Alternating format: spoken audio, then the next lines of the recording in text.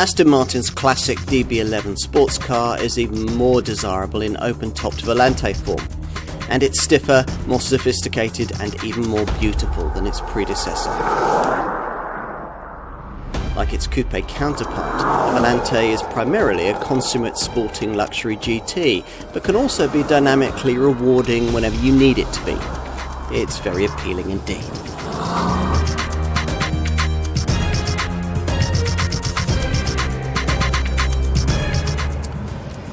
Engine and exhaust theatrics are one of the things that we think Aston Martin does better than any other brand. Have a listen.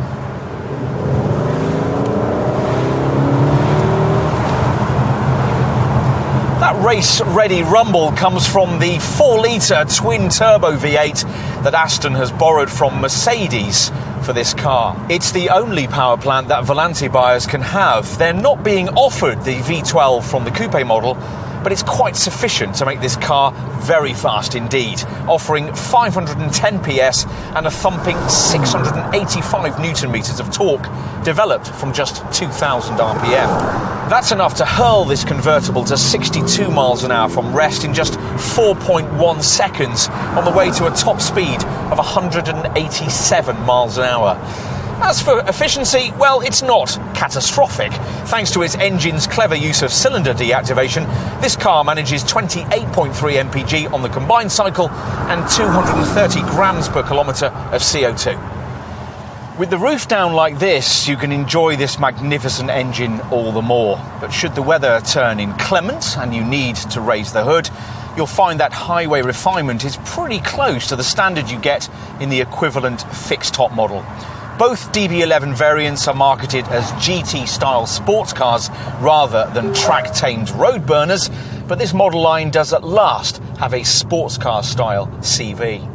Multi-link rear suspension, near-perfect weight distribution, the adoption of torque vectoring and a far stiffer chassis than the previous DB9 Volante certainly all bode well for this DB11's prowess in twistier tarmac territory. And sure enough, it handles better through the turns than any GT sports convertible weighing the best part of 2 tons has any right to. You'll start to feel that weight a little more on particularly tight secondaries, but even then the seemingly endless reserves of engine boost mask that mass very cleverly. The steering could use a touch more feel in extremis, but otherwise it's brilliantly feelsome and is one of the parameters you can alter to suit your preferences via the GT, Sport and Sport Plus settings of the driving mode system. There's also a 3-stage Bilstein adaptive damping system too. And overall, well, it's true that there are better cars you could choose in this segment for track day heroics.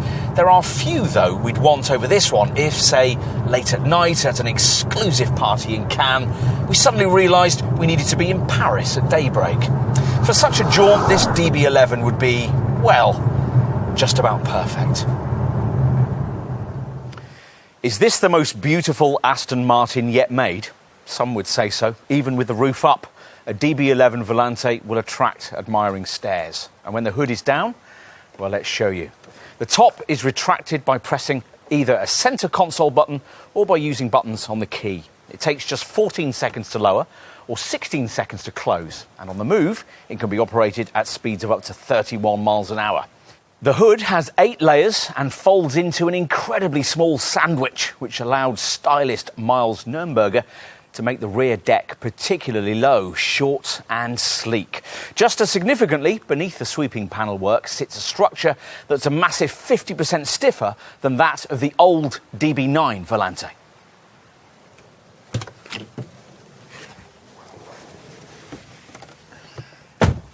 And inside, well, it's a big improvement from what was served up by previous Aston Volante models. Exquisitely stitched leather combined with intricately fashioned design highlights to attract your attention, and the different construction of the aluminium monocoque has freed up more interior space too.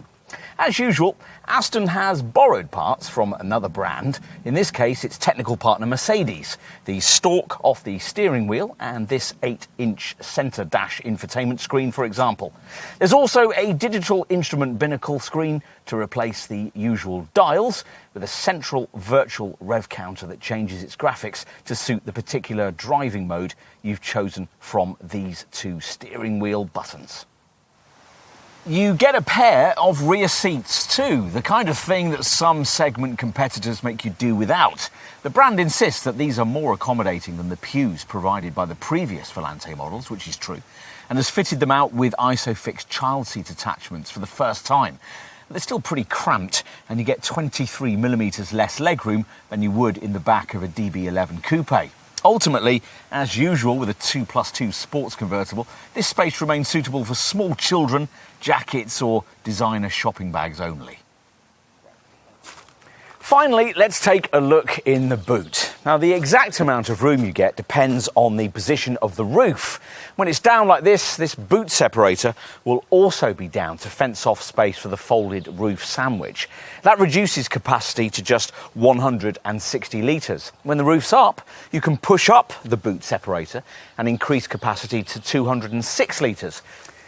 And in summary, well, there have been three basic eras in Aston Martin's existence. The early one, which lasted from the time that Lionel Martin and Robert Bamford established the brand in 1913 until the late 60s, a period when its products were at the cutting edge of what a classic GT sports car should be. Then there were the 70s, 80s, 90s and noughties, when this famous nameplate traded on its heritage and produced sports cars the motoring press eulogised over, but which in truth weren't very good. In the last decade, though, the company's returned to being the kind of business its founders would recognise. We don't care that the marque has needed some help from Mercedes to do it, and nor should you. The DB11 Coupe showed us that Aston once again had a place at the top table of grand sports car design, and this Volante version confirms that impression. For us, it's the finest sporting convertible the brand has yet made, and that makes it very desirable indeed.